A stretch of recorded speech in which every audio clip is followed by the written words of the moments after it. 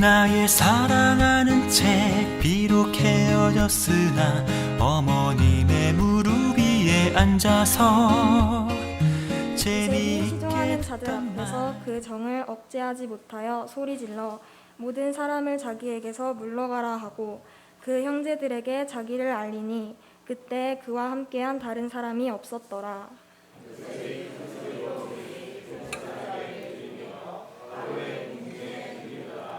요셉이 그 형들에게 이르되 나는 요셉이라 내 아버지께서 아직 살아계시니이까. 형들이 그 앞에서 놀라서 대답하지 못하더라.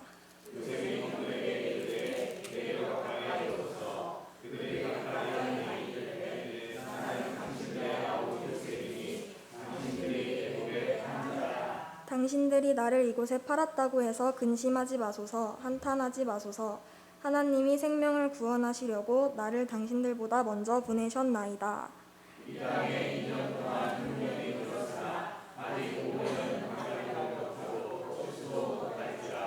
하나님이 큰 구원으로 당신들의 생명을 보존하고 당신들의 후손을 세상에 두시려고 나를 당신들보다 먼저 보내셨나니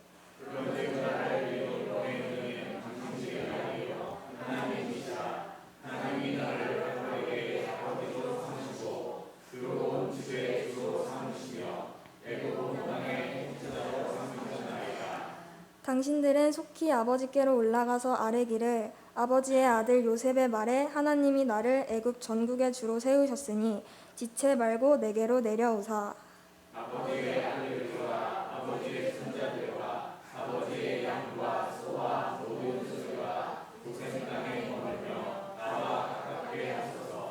흉년이 아직 5해가 있으니 내가 거기서 아버지를 봉양하리이다. 아버지와 아버지의 가족과 아버지께 속한 모든 사람에게 부족함이 없도록 하겠나이다 하더라고 전하소서.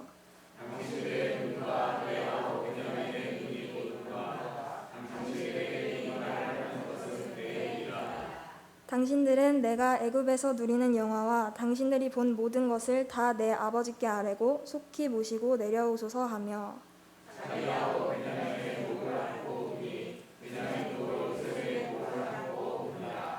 요셉이 또 형들과 입맞추며 안고 우니 형들이 그제서야 요셉과 말하니라.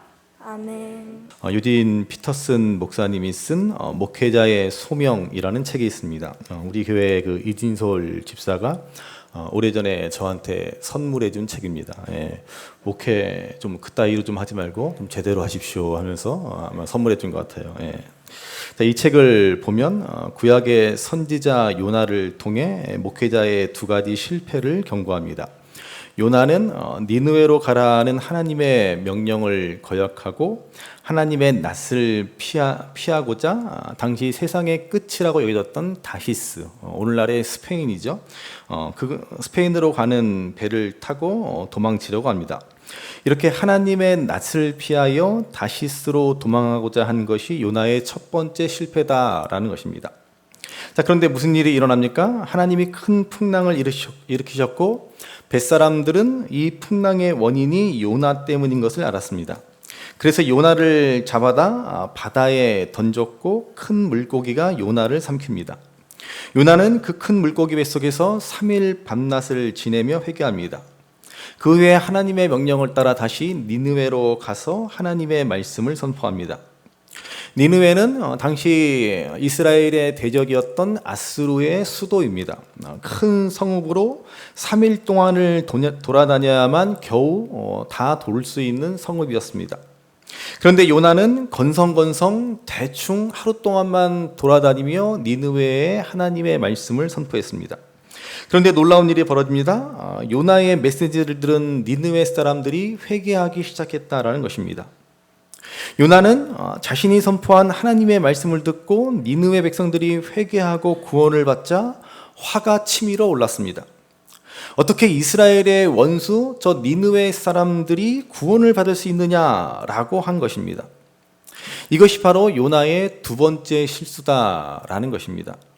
하나님의 명령은 행하기는 하였으나 요나에게는 사랑이 없었다라는 것입니다. 목회자들의 목회자라고 불리는 유진 피터슨 목사님은 이 얘기를 통해서 오늘날 목회자들이 실패하는 두 가지 원인을 지적합니다. 첫 번째는 하나님의 낯을 피해서 자기 좋은 대로, 자기 생각대로, 자기 이익과 욕심만 챙기려 한다라는 것입니다. 두 번째는 하나님 앞에서 사명을 감당한다라고는 하지만 그 속에 사랑이 없다라는 것입니다. 이것이 오늘날 잘못된 목회, 실패한 목회자의 모습이라는 것입니다. 교회가 크고 성도들이 많고 적음의 문제가 아닙니다. 하나님의 낯을 피해 내 이익만 앞세운다면, 그리고 사랑을 잃어버린 채 목회하고 말씀을 선포한다면 그 사람은 실패한 목회자이다라고 유진 피터슨 목사님은 지적합니다. 이런 요나의 실패 원인은 사실 목회자에게만 해당하는 것은 아니다라고 생각합니다. 하나님의 자녀인 우리들의 믿음이 실패하는 원인도 바로 여기에 있습니다. 어떤 일을 하든지 어떤 직업에 종사하든지 하나님의 낯을 피해서 내 이익만 챙기는 데에 몰두합니다. 반드시 그러한 사람은 실패하고 맙니다. 그리고 하나님 앞에서 행하고는 있으나 이웃에 대한 사랑을 잃어버린 채 그 일을 감당합니다. 그러면 서서히 몰락하고 마는 것입니다. 우리가 잘 아는 그 유명한 경주 부자 최씨 집안이 12대째 무려 300년 이상 부자로 살아온 비결도 동일하지 않습니까? 그들의 그 육훈이라고 하죠. 육훈. 그 대표적인 그들의 육훈 가운데 대표적인 가훈을 보면은 흉년에는 남의 땅을 사지 말아라 그러지 않습니까? 흉년에 먹을 게 없으니 가난한 사람들이 그나마 있는 땅을 헐값에 팔아 생계를 유지합니다. 그러한 상황에서 그러한 어려운 고통을 이용해서 자기 이익을 취하려 하지 말라라고 말하지 않습니까? 사방 백리 안에 굶어 죽는 이가 없도록 하라 그랬습니다. 사방 백리면 40km죠. 주위의 이웃들이 굶어 죽는 일이 없도록 부자로서의 책임을 다하고 이웃을 돌보는 일에 힘쓰라는 것입니다. 믿지 않는 사람일지라도 이렇게 자기 욕심만 챙기려 하지 않고 사랑으로 자신의 그 책임을 다하면 하나님이 돌보아 주시고 복을 베풀어 주십니다. 그러면 우리 믿는 사람들이야 더 말할 것도 없지 않겠습니까? 우리가 계속해서 요셉의 이야기를 보고 있는데 오늘 말씀은 사실 이것을 잘 말해주고 있습니다. 요셉이 그 어려운 고난과 고통의 시기를 잘 이겨낼 수 있었던 비결을 무엇이라고 말할 수 있겠습니까? 요셉은 어디서든 정직하고 성실하게 최선을 다했습니다. 어떻게 그런 삶을 살아갈 수 있겠습니까? 부잣집 도련님에서 하루아침에 노예가 되었습니다. 노예가 되어서도 성실하게 자신의 일을 잘 감당했습니다. 그런데 또 억울하게 누명을 써서 감옥에 갇히는 신세가 되었습니다. 감옥에서도 그는 흔들림 없이 성실하게 모든 일을 감당합니다. 여러분, 어떻게 이렇게 할 수가 있겠습니까? 바로 요셉은 사명의식, 소명의식을 갖고 살았기 때문이라는 것입니다. 그것이 어디이든 그가 하는 일이 무엇이든 하나님이 나에게 이 일을 맡기셨다, 하나님이 나를 이곳에 보내셨다라는 분명한 믿음이 있기에 그는 그 모든 어려운 상황 가운데서도, 그 모든 힘든 환경 가운데서도 흔들림 없이 살아갔고 마침내 사람들을 복되게 하고 구원하는 삶을 살게 되었다라는 것입니다. 그래서 성경은 보디발의 집에 있을 때의 요셉의 모습을 이렇게 말해주고 있습니다. 우리 창세기 39장 4절의 말씀을 같이 한번 읽어보겠습니다. 요셉이 그의 주인에게 은혜를 입어 섬김에 그가 요셉을 가정 총무로 삼고 자기의 소유를 다 그의 손에 위탁하니.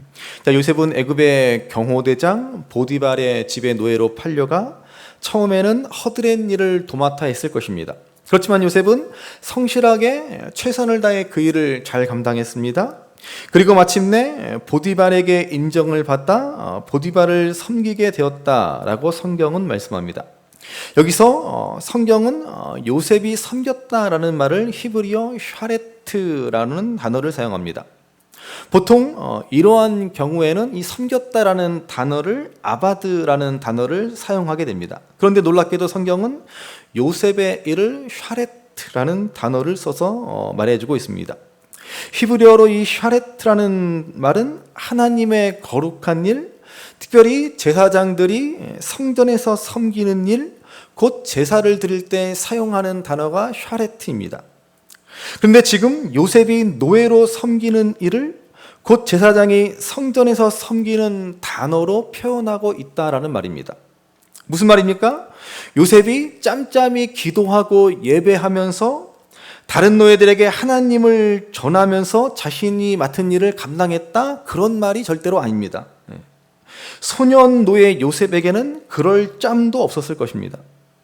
이는 요셉이 자신이 하는 일을 대하는 태도, 자세를 말해주는 단어입니다.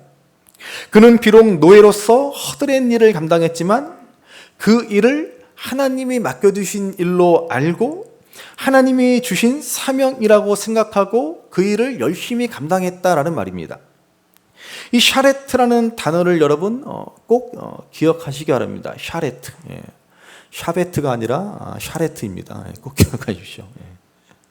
요셉은 그야말로 삶 속에서 자신의 삶의 현장에서 샤레트, 하나님을 섬겼습니다. 내게 주어진 일이 아무리 하찮아 보이는 일이라도 그 모든 일이 하나님의 일, 샤레트가 된 것입니다.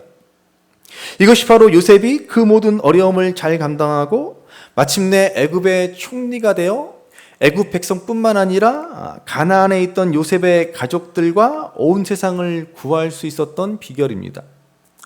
이 사실을 기억하면서 오늘 말씀을 잘 보시기 바랍니다.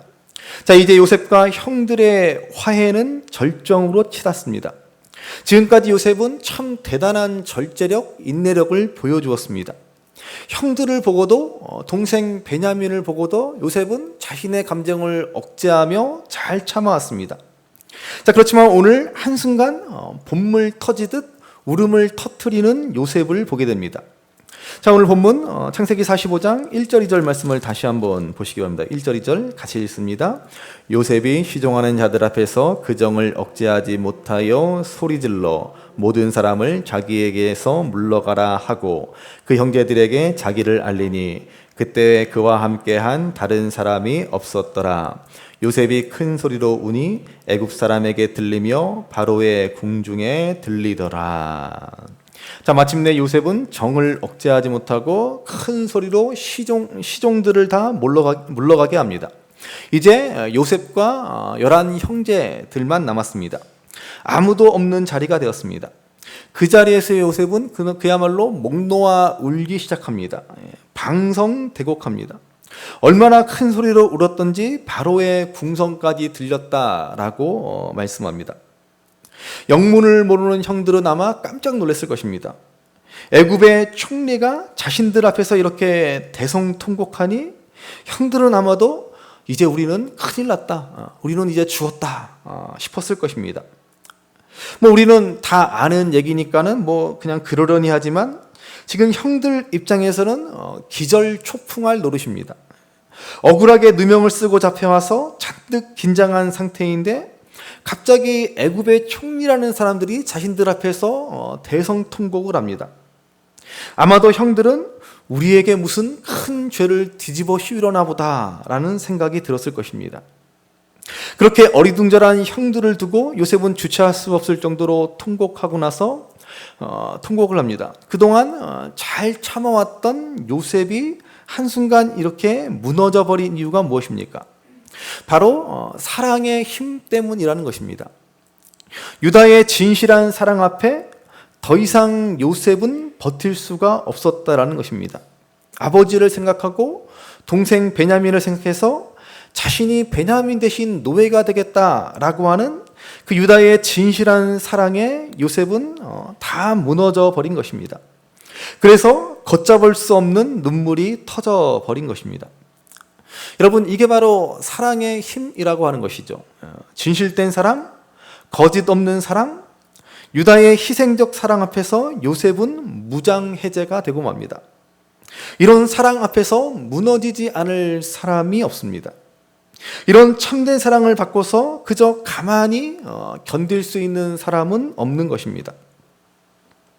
여러분, 이 시대에 왜 우리 교회와 우리 그리스도인들이 능력을 잃어버렸습니까? 왜 그렇게 많은 헌신을 하고 우리가 정말 다른 어느 종교와는 비교도 할 수 없을 만큼 사회 봉사활동을 펼치는데도 왜 이렇게 교회가 능력이 없습니까? 우리가 가짜로 사랑하기 때문은 아닙니까? 진짜 사랑이라면, 정말로 우리가 진실한 사랑을 베풀었다면 능력이 없을래야 없을 수가 없는 것이죠. 정말 사랑한다면 그 사랑으로 이 땅의 백성들, 이 땅에 믿지 않는 사람들의 마음은 녹아져 내렸을 것입니다. 오늘날 전도가 안 된다라고 우리가 말합니다. 왜 전도가 안 됩니까?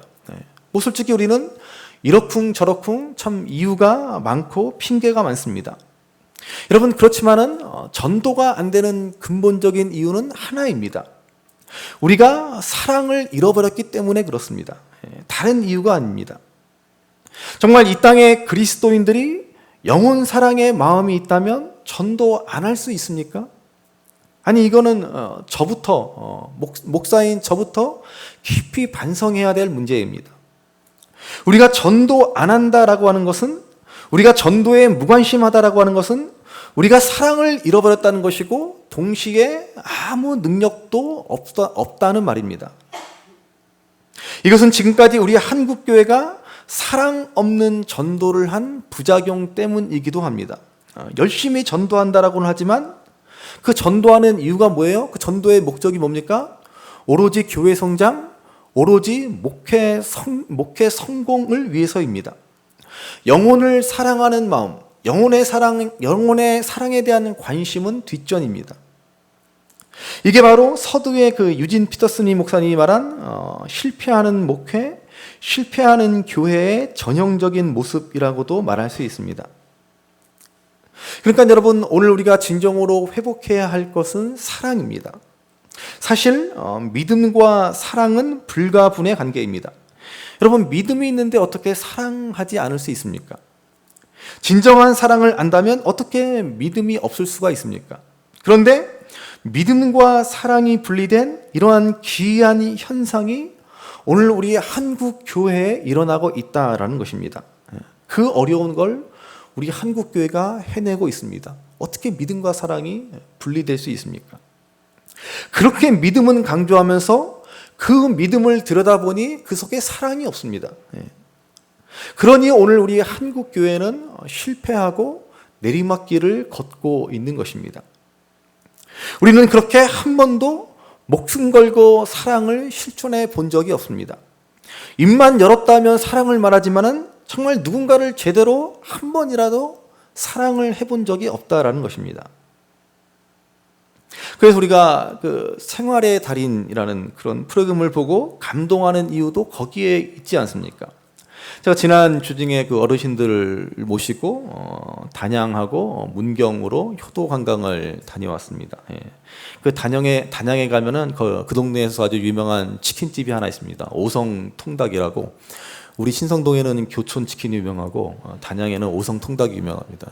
그래서 제가 그 집에 가면 그 사장님이 아주 참 재미있는 분이에요. 사장님의 그 재미있는 유머가 여기저기 걸려 있습니다.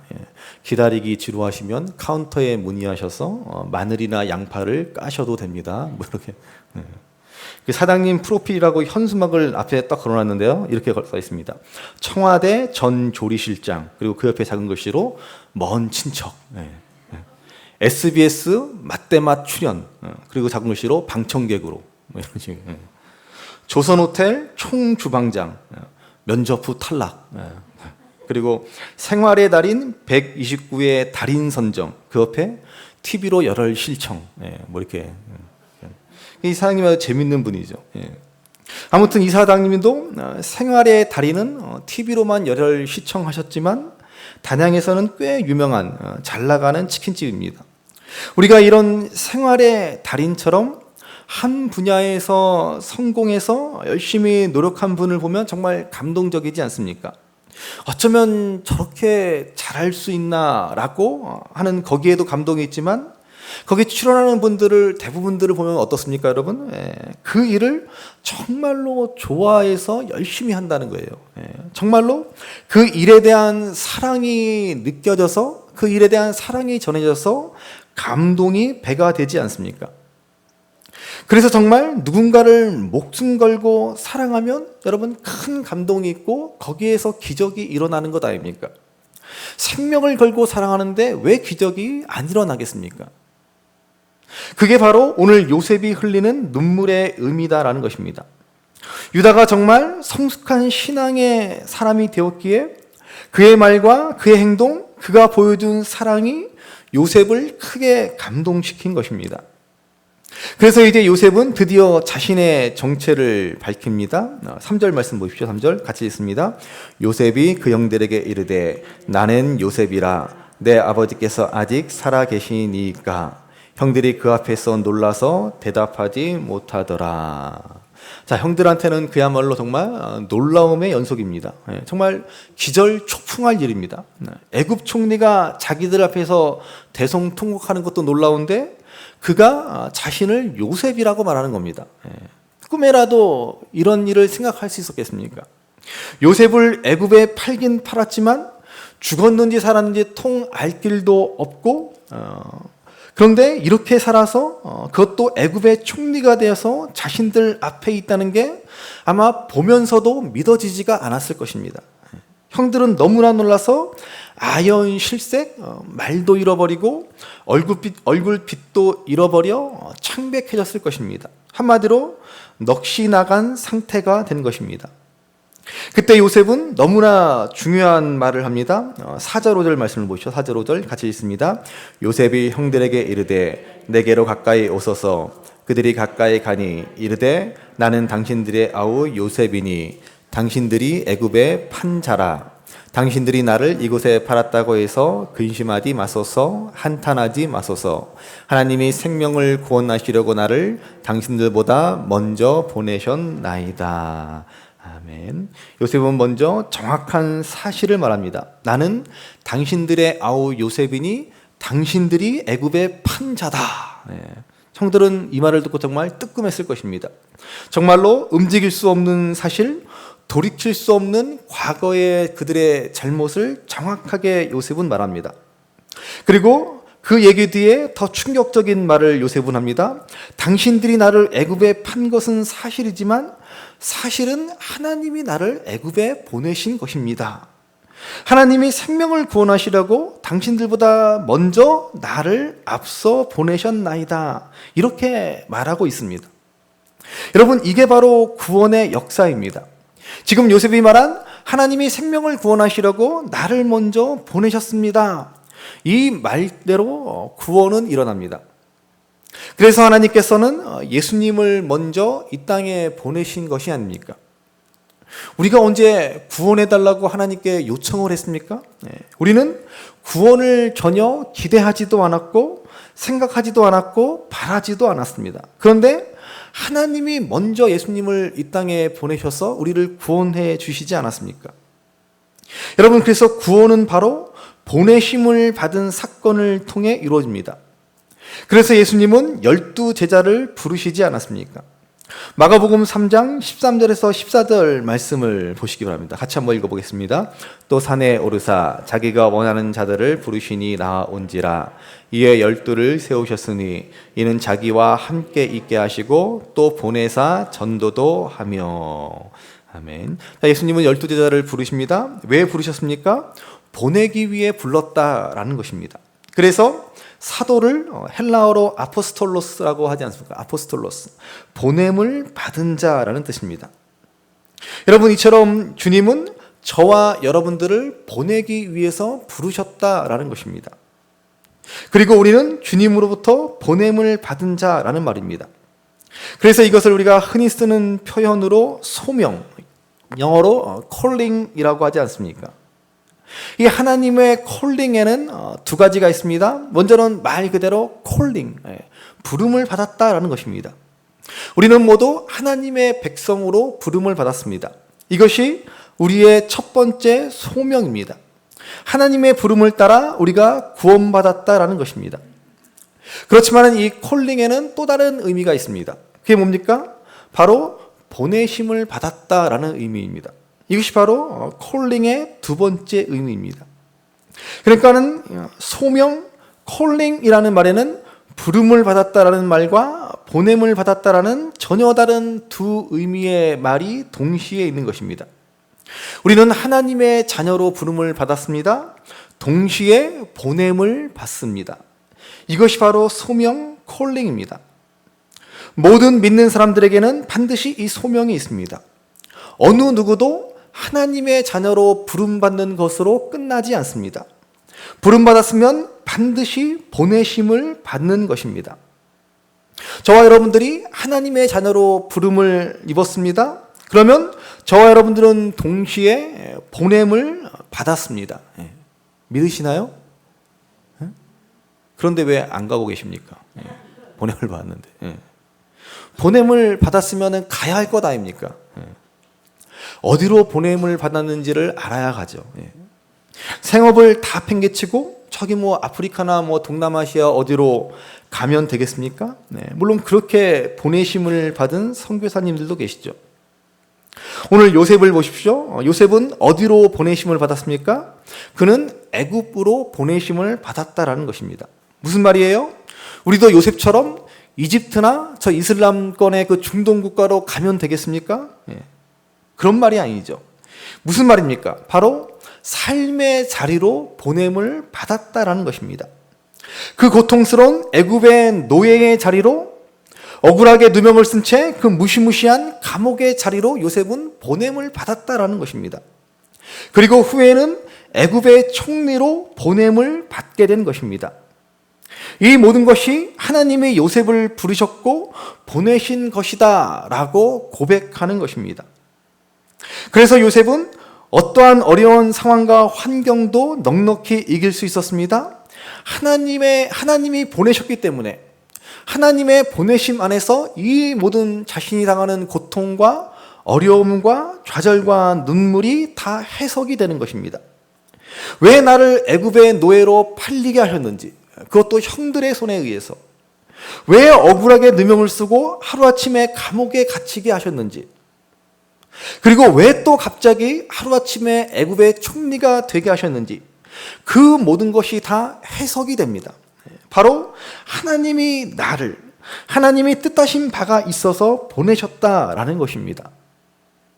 그래서 요셉은 형들을 향해서 나를 판 것은 형들이 맞지만, 그렇지만 사실은 하나님이 나를 애굽으로 보내신 것입니다 라고 이런 놀라운 고백을 하고 있습니다. 이 사실을 잘 알기에 요셉은 모든 역경을 이길 수 있었고 많은 사람들을 구원하는 구원의 통로, 축복의 통로가 될 수 있었고, 그리고 형들을 진심으로 용서하는 참 구원받은 자의 삶을 살아갈 수 있었다라는 것입니다. 그러므로 여러분, 오늘 이 하나님의 부르심과 보내심을 우리가 알지 못하면 우리는 믿음 생활 제대로 하고 있는 것이 절대로 아닙니다. 참된 믿음으로 살아가지 못하는 것입니다. 이 부르심과 보내심을 우리가 이해하고 우리 인생을 바라볼 때 비로소 우리 인생이 바르게 해석되어지는 것입니다. 왜 내 인생은 이 모양인지, 왜 나는 저 인간을 만나서 이렇게 고생을 하는지, 왜 나는 하필 이런 가정에 태어났고 이런 부모를 만났는지, 왜 내 직장에는 저렇게 사이코 같은 저런 인간들이 있는지, 도무지 알 수 없고 이해할 수 없는 일들, 그저 마지못해 하는 수 없이 하던 직장일이든 가정일이든 공부든 뭐든 비로소 그 모든 일이 해석이 되고 거기에 의미가 있고 거기에 하나님의 뜻이 있고 하나님이 나를 거기로 보냈다라는 사실을 알게 되는 것입니다. 여러분, 왜 우리가 10년, 20년을 다녀도 교회를 다녀도 아무런 능력이 없습니까? 왜 아무런 변화가 없습니까? 왜 그렇게 날마다 사도신경을 고백하면서 주기도문을 30년, 40년 그렇게 외워도 그냥 무슨 절에서 하는 연불이나 다를 바 없이 그냥 주문처럼 외우고 끝나버립니까? 도대체 왜 우리의 기도에는 아무 능력도 나타나지 않습니까? 그렇게 아무리 10번, 20번 주기도문을 외운들 그게 무슨 소용이 있습니까? 그래서 여러분 제가 티베트 불교의 기도문에 대해서 몇 번 말씀드렸죠. 그 사람들은 우리나라에 쓰는 마치 무슨 통 같은 무슨 연의 그 얼레라 그러죠. 그런 통 같은 곳에 기도문을 적어놓고 기도문을 넣어놓고 그럽니다. 그리고 겉에 있는 그 띠 같은 거를 한 바퀴 삥 돌리면 그것으로 기도 한 번 한 겁니다. 예. 그리고 그거를 막 이렇게 돌리면서 기도한다 그럽니다. 예. 기도 참 쉽죠. 예. 한 번 돌리면 기도 한 번 한 겁니다. 예. 이렇게 기도하면 뭐 기도 하루에 1000번이고 10,000번이고 할 수 있습니다. 앉아서 계속 그냥 돌리고 있으면 기도하고 있는. 그리고는 오늘 기도 많이 했다 그럽니다. 예. 여러분 이게 무슨 의미가 있습니까? 예.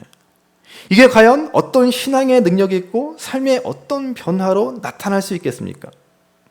그런데 오늘 우리의 기도 생활도 별반 다르지 않다라는 것입니다. 아무리 기도를 열심히 하고 아무리 예배를 잘 드린다고 한들 여러분 내 삶의 자리로 하나님이 나를 부르셨고 보내셨다라는 사실을 알지 못하면 진짜 제대로 된 기도를 하고 있는 것이 아닙니다. 그야말로 신앙인이 아닌 종교인이 되고 마는 것입니다. 그래서 우리는 이 소명의식을 가질 때에 비로소 우리 인생이 해석되고 제대로 된 능력 있는 신앙생활, 생명력 있는 신앙생활을 하게 되는 것입니다.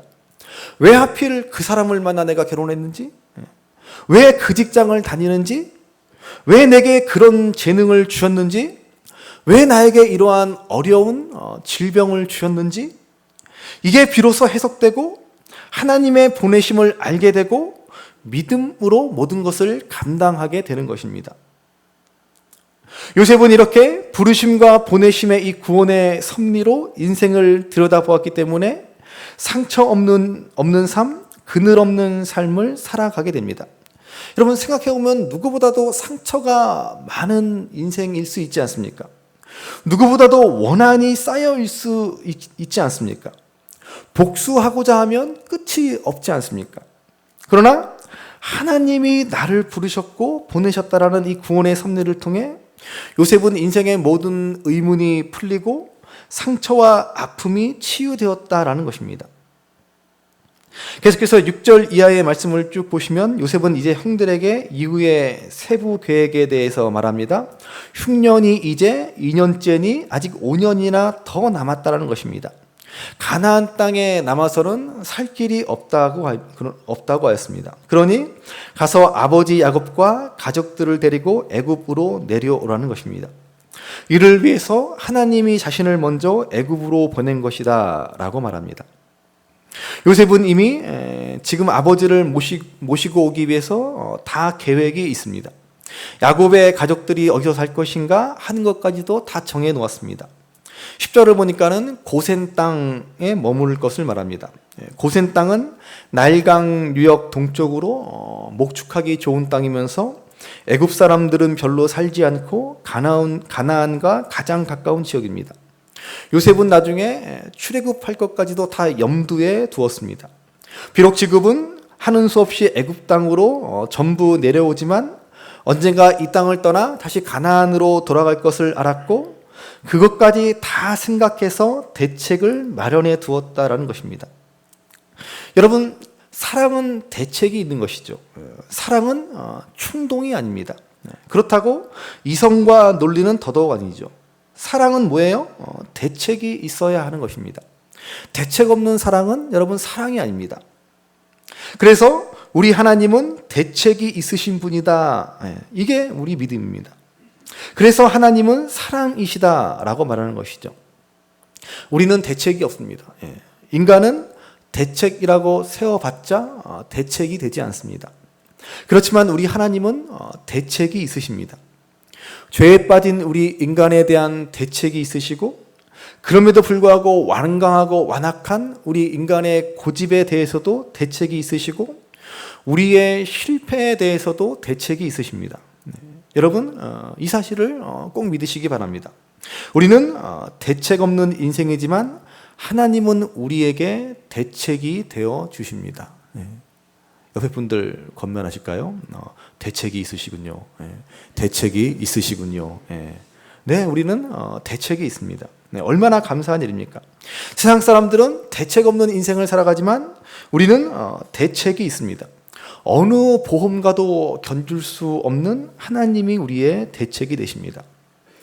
11절 말씀을 보시기 바랍니다. 11절 말씀 같이 읽습니다. 흉년이 아직 5해가 있으니 내가 거기서 아버지를 봉양하리이다. 아버지와 아버지의 가족과 아버지께 속한 모든 사람에게 부족함이 없도록 하겠나이다 하더라고 전하소서. 자, 요셉의 대책은 결국 무엇입니까? 아버지의 가족과 아버지께 속한 모든 사람에게 부족함이 없도록 하겠다라는 것입니다. 부족함이 없는 대책, 완벽한 대책이라는 것이죠. 우리 인간은 무슨 일을 하더라도 다 부족하기 마련입니다. 하다 보면 중간에 실수가 있고 다 구멍나기 마련이죠. 그러나 우리 하나님은 실수가 없으십니다. 그러니 여러분 안심하시기 바랍니다. 하나님은 대책이 있으시고 그 대책은 부족함이 없이 완벽하십니다. 다시 복음서의 말씀을 보면 우리 예수님께서도 제자들을 불러서 보내실 때 권능을 주시어 보내지 않습니까? 비록 현실은 여러 가지 부족한 것이 있습니다. 그러나 여러분, 우리가 진정 주님의 보내심을 받아 살아간다면 부족의 고통에 시달리지 않습니다. 놀랍게 채우시는 은혜를 경험하게 될 것입니다. 이게 우리 예수님 믿는 사람들의 능력입니다. 부족함으로부터의 자유, 결핍으로부터의 자유를 우리는 맛보게 됩니다. 그래서 우리는 더 이상 세상에 억눌리고 세상에 얽매여 살아가지 않는 것입니다. 부족하지만 없지만 그럼에도 불구하고 지난주일 말씀드린 것처럼 내게 능력 주시는 자에서 내가 모든 것을 할 수 있느니라 라는 이 말씀을 진정으로 체험하며 살아가게 되는 것입니다. 마지막으로 12절, 13절의 말씀을 한번 보시기 바랍니다. 12절, 13절 같이 읽습니다. 당신들의 눈과 내 아우 베냐민의 눈이 보는 바 당신들에게 이 말을 하는 것은 내 입이라. 당신들은 내가 애굽에서 누리는 영화와 당신들이 본 모든 것을 다 내 아버지께 아뢰고 속히 모시고 내려오소서 하며. 자, 요셉은 이제 형들을 보내며 당신들이 보는 이 영화, 이 영광과 풍요로움을 아버지께 다 아뢰어 속히 이곳으로 모시고 오소서라고 말합니다. 여러분, 우리의 구원이 결국 이것이지 않습니까? 예수님께서 바로 동일한 얘기를 우리에게 들려주시고자 이 땅에 오신 것이지 않습니까? 하나님의 나라가 얼마나 영화로운지, 얼마나 아름답고 복되고 풍요로운 곳인지 우리에게 알려주시고 우리를 그곳으로 데려가기 위해서 오신 것이지 않습니까? 하나님께서는 예수님을 보내시면서 하늘나라가 어떤 곳인지 말해주어 내 백성들을 이곳으로 오게 하라, 그렇게 말씀하신 것이죠. 그래서 요셉의 이야기를 듣고 마침내 12형제는 서로 목을 끌어안고 옵니다. 여러분, 이 얼마나 아름다운 장면입니까? 12명의 장정들이 서로 안고 우는 모습. 저는 이것이 바로 우리가 누리게 될 천국의 아름다운 모습이라고 생각합니다. 이 땅에서는 이런 모습이 없죠. 남자들끼리 서로 막 부둥켜 안고 뜨거운 그 사랑의 눈물, 용서와 화해의 눈물, 이런 눈물을 사실 흘릴 일이 거의 없지 않습니까? 이런 일은 이 땅에서는 사실 거의 일어나지 않지만, 그러나 천국에 가면 우리 모두가 주님과 더불어 뜨겁게 포옹하면서 서로 얼싸안고 감격의 눈물을 흘리게 될 것입니다. 그리고 저는 이것이 우리가 이 땅에서 누려야 할 하나님 나라의 모습이고 이 땅의 교회가 회복해야 할 모습이라고 믿습니다. 거기에서부터 진정한 믿음의 능력이 나타나고 생명의 역사, 구원의 역사가 이루어지는 것이죠. 교회 다닌다고 하면서 맨날 교회 가서 그냥 싸움박질이나 하고, 이거는 교회를 다니는 건지 싸우러 다니는 건지. 저는 진짜 신앙생활, 진짜 교회라면 이러한 오늘 요셉의 형제들의 모습이 반드시 있어야 한다라고 믿습니다. 정말로 너무나 기쁜 나머지 함께 서로를 얼싸안고 뜨거운 눈물을 흘릴 수 있는 교회. 성도가 만나면 너무나 좋아서 서로 기뻐서 어쩔 줄 몰라 하는 그런 교회가 되어야 할 줄로 믿습니다. 그러므로 오늘 이런 진정한 믿음의 능력, 사랑의 능력을 우리가 회복해야 합니다. 어떻게 해야 합니까? 하나님의 부르심과 보내심을 확실히 알아야 합니다. 저기 저 멀리 우리가 한 번도 가지 못한 저곳으로 하나님이 우리를 보내신 것이 아닙니다. 지금 내가 발을 딛고 서 있는 내 가정, 내 교회, 내 일터, 내 학교로 하나님은 우리를 보내셨습니다. 그곳에서 우리가 감당해야 할 사명이 있고 하나님의 기대가 있습니다. 그곳에서 하나님은 우리가 사랑으로 모든 일을 감당하기를 원하고 계십니다. 그때 정말 우리의 삶 속에는 믿음의 능력이 나타나고 생명의 능력이 나타나게 될 줄로 믿습니다. 그러므로 바라기는 이 하나님의 부르심과 보내심을 확실히 알고 이제 내가 속한 곳에서 사랑으로 모든 일들을 잘 감당하여서 하나님의 나라를 세상 사람들에게 보여주고 정말 이 땅에 하나님 나라를 누리고 이루어갈 수 있는 저와 여러분들 우리 신성 주마음교회가 될 수 있기를 주님의 이름으로 간절히 귀하다 우리 어머님이 들려주시던 재미있게 듣던 말이 책 중에 있으니 이 성경심이 사랑합니다. 나의 사랑하는 책 비록 헤어졌으나